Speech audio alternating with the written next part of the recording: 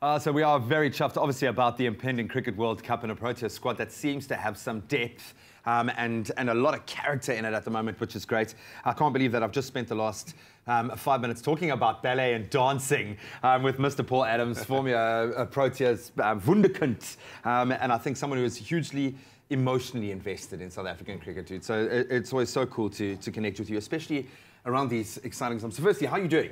Yeah, I'm all good. Talking about ballet dancing, just did an oral with my daughter, Misty Copeland. So. Oh, it's awesome, man. She's going to crash it. I know she's going to crash it. Buddy, so many questions, and I've been asking this whole time. We've obviously had the Sri Lankan to put a lot of those combinations to the test. But am I right in saying that the big questions now, it's that the depth in the batting side, the depth on the pace side, because we know that South Africa's going over with a pace attack. We know that Imi will be there to hopefully be there to do the damage with a spin. And then the all-rounder question, but so much around Hashim Amla.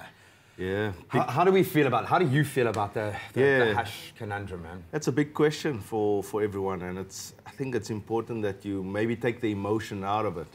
For me, it's you purely got to look at what's happening at the now.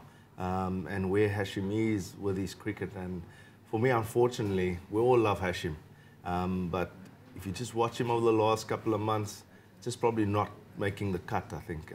So you've got to be careful if you make an emotional decision or you're making it purely on where he is currently. So it's always going to be a choice, I reckon, between Hashim Amla or Reza Hendricks. That's going to be the... So you're saying, so Aiden Markham is in, and he's shown some form coming into it, but he's also, you get a sense that he's a player that hasn't quite achieved his potential yet. Yeah, I think at international stage, when he plays domestically, he's almost like pretty much a century every time. Yeah. So, but it just shows his ability when he gets things going. He can be a complete match winner.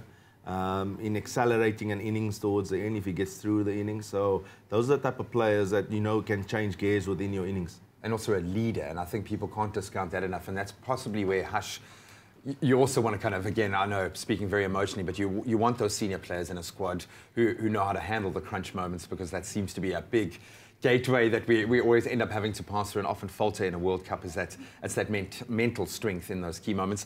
Youngsters. Who are the surprise kind of finds this over the last year? Those guys that are making it into the squad that show the promise. Yeah, surprise finds is probably again a question mark around. Do you go Andre Norke or do you go Chris Morris? So it depends on, you're going to go strength on your bowling or do you want a bit of batting depth and a bowler? But you know, Morris from my side, he's had opportunities at international level. He's maybe given you a glimpse of what he can do, but I just like the look of Andre Norke within that squad. Gives you firepower, bowls 150, so a bit of X factor that sometimes in England you require. It raises the question of how important is an all-rounder. When we look at the T20 scenario, having those all-rounders, the guys who can bowl, a guy who can bowl that Yorker in the death, maybe where Morris is really good at closing out a game and restricting a run rate. How important is an all-rounder in a World Cup squad? Yeah, it gives you your batting depth, you know, and so choices there are Andile Petlaquayo. Would he be your first choice? He'll be your first choice. He's got the X factor. His form has been really great for South Africa over the last month or so. As well as Dwayne Pretorius. Everyone underrates Dwayne Pretorius, but every time he plays... And he's peaking now as well, yeah. He sort of just comes in, picks up 2-3 wickets in the middle overs. And that's important if you're going to link with just one of the main frontline spinners of Tahir. We know we're going to have a JP Duminy in that squad. Yeah, that's a must.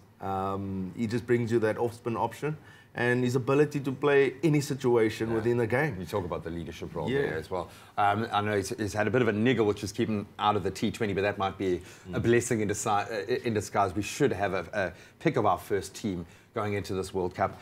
The World Cup itself, are we going to do it? Is this the one? Are you feeling it in the air? Looking at the general state of where Australia are, where the big guns are, where India are, probably one of the biggest threats in the shorter format of the game. How are you feeling? I actually love the format that the World Cup's gone to now, and everyone plays everyone. It's top 4 plays in that semi-final, so it's like a league process that instead of the group process that we've had before.